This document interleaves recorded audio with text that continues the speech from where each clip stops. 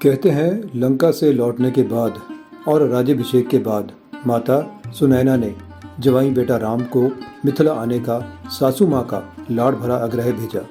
राम भला कैसे इनकार करते।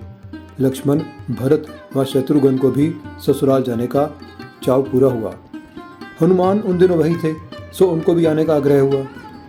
सुग्रीव, अंगद, नल, नील आदि ने प्रभु से शिकायत की कि ये तो सरासर पक्षपात है। मंद मंद मुस्कुराते हुए प्रभु ने सबको स्वीकृति दे दी। वानरों से भली भांति परिचित डिग्निटी पसंद लक्ष्मण की परेशानी थोड़ी बढ़ गई। उनकी पेशानी पर बल पड़ गए कि कहीं संभ्रांत आर्यनगर परंपरा से अनभिज्ञ सरल परंतु उजड़ वानर ससुराल में भैया के साथ साथ पूरे रघुवंश को हमेशा के लिए हंसी का पात्र न बना दे। लक्ष्मण इस बात से भली भांति परिचित थे कि मिथिला वाले किसी की टांग खींचकर मजे लेने से कभी बाज नहीं आते और बुरा मानने पर सदियों तक ताना देने में समर्थ भी हैं, लेकिन भैया का आदेश टाल नहीं सकते थे। इसलिए उन्होंने सुग्रीव, हनुमान, अंगद, नल, नील आदि को नगर परंपराओं की ट्रेनिंग देना शुरू किया और बाकी वानरों से कहा कि वे ठीक वैसा ही करें जैसे उनके यूथपति करते हैं। कैसे प्रणाम करना है, कैसे प्रणाम का उत्तर देना है, कैसे बैठना है, कैसे उठना है। विशेषतः सामूहिक भोज के राजसी नियम कायदे क्या हैं। रास्ते भर में ये ट्रेनिंग लेते रहे और अयोध्या का यह अद्भुत सार्थ मिथिला पहुंचा। शिव बारात का वह दृश्य पुनः उपस्थित हो गया था। मिथिला में जवाइयों व उनके मित्रों सहयोगियों का हार्दिक स्वागत हुआ।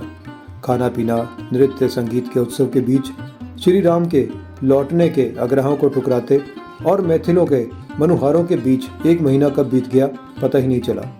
अंततः अनासक्त राजऋषि शीरध्वज को भी भाव भरे भारी मन से लौटने की अनुमति देनी पड़ी। विदाई पूर्व संध्या पर भव्य सामूहिक भोज का आयोजन हुआ। लक्ष्मण बहुत संतुष्ट थे। सब कुछ उनकी ट्रेनिंग व प्लान के हिसाब से हुआ। वह सब कुछ ठीक ठाक रहा। संध्या को भोज में सब पंक्तियों में विराजे। अपनी अपनी रुचि के अनुसार मनपसंद व्यंजनों की लंबी तालिका थी और विशिष्ट व्यंजन के रूप में था कटहल। हनुमान जी को कटहल बहुत भाया। विशेष था अलोने स्वाद की उनकी गुठली। हनुमान जी ने कटहल की गुठली निकालने को उंगलियों से दबाव डाला और गुठली हवा में उछल गई। हनुमान जी के दिमाग में कौंधा हो गई बेइज्जती और इज्जत बचाने की खातिर वे उस गुठली को पकड़ने उछल पड़े। अंगद भी उधर देख रहे थे। सीनियर की उछाल को इशारा माना और उन्होंने भी कटहल की गुठली उछाली और उछल पड़े। फिर क्या था, कटहल की गुठलियाँ हवा में उछलने लगी और उनके साथ साथ वानर भी। धीर गंभीर राम हंस पड़े। राम को हंसता देख उत्साहित हनुमान जी ने दूसरी गुठली उचकाई और फिर उछल पड़े। फिर क्या था, घमासान घमा चौकड़ी मच गई।